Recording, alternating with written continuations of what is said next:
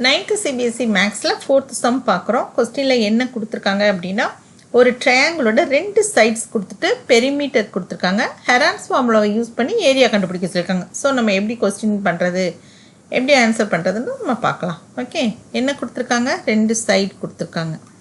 Perimeter என்ன கொடுத்துருக்காங்க? 42 centimetre கொடுத்துருக்காங்க. சரி, பெரிமீட்டர் அப்படின்னா என்னது அப்படின்னு கேட்டிங்கன்னா, 3 சைட்ஸையும் ஆட் பண்ணி வர்றதான் பெரிமீட்டர். அப்போ A + B + C. இப்போ இங்கே என்ன கொடுத்துருக்காங்க? A கொடுத்துருக்காங்க, B கொடுத்துருக்காங்க, C கொடுக்கல. அப்போ பெரிமீட்டர் இஸ் ஈக்குவல் டு, நம்ம இந்த சைடு செஞ்சுக்கலாமா? Perimeter is equal to A என்னது 18 + B என்னது 10 + C.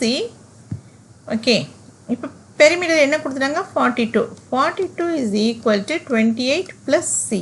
அப்போ C மட்டும் வேணா இந்த 28 இந்த சைடு வரும்போது என்னவாயிடும்? -28 ஆகிடும். அப்போ C is equal to, C என்ன கிடைச்சிருக்கு? C is equal to 14.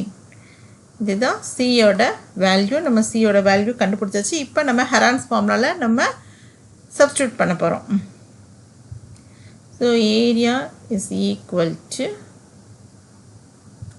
Heron's formula என்ன? ஸ்கொயர் ரூட் போட்டுக்கணும். S into S minus A into S minus B into S minus C. அப்போ நமக்கு எஸ்ஸோட வேல்யூ தெரியணும். எஸ் அப்படின்னா என்ன? S is equal to perimeter divided by 2. இப்போது இங்கே பெரிமீட்டர் என்ன கொடுத்துருக்காங்க? 42ன்னு கொடுத்துருக்காங்க. அதை 2வால் டிவைட் பண்ணோம்னா நமக்கு 21ன்னு கிடைக்கும். அப்போ எஸ்ஸோட வேல்யூ என்னது? 21. இதை தான் எஸ் இருக்க இடத்துல எல்லாம் நம்ம சப்ஸ்டியூட் பண்ண போகிறோம். ஸோ பாருங்கள், 21 மைனஸ் ஏயோட வேல்யூ என்னது? 18. 21 minus 10, 21 minus 14. ஓகே, இப்போ நம்ம என்ன செய்ய போகிறோம் அப்படின்னா, ஃபஸ்ட்டு 21 அப்படியே வந்துடும். 21ல் 18 போயிடுச்சுன்னா என்ன கிடைக்கும் அப்படின்னு கேட்டிங்கன்னா 3 கிடைக்கும். இந்த இடத்துல நம்ம இன்ட்டு போட்டு எழுதிக்கலாம். ஓகே, இன்ட்டு 3 இன்ட்டு 21ல் 10 போயிடுச்சுன்னா என்ன கிடைக்கும்? 11 கிடைக்கும். இன்ட்டு 21ல் 14 போயிடுச்சுன்னா என்ன கிடைக்கும்? 7. இப்போது நமக்கு இந்த ஸ்கொயர் ரூட்டுக்குள்ளே ஜோடியாக இருந்தால் நம்பர் வெளியில் எடுக்கிறதுக்கு நமக்கு யூஸ்ஃபுல்லாக இருக்கும்.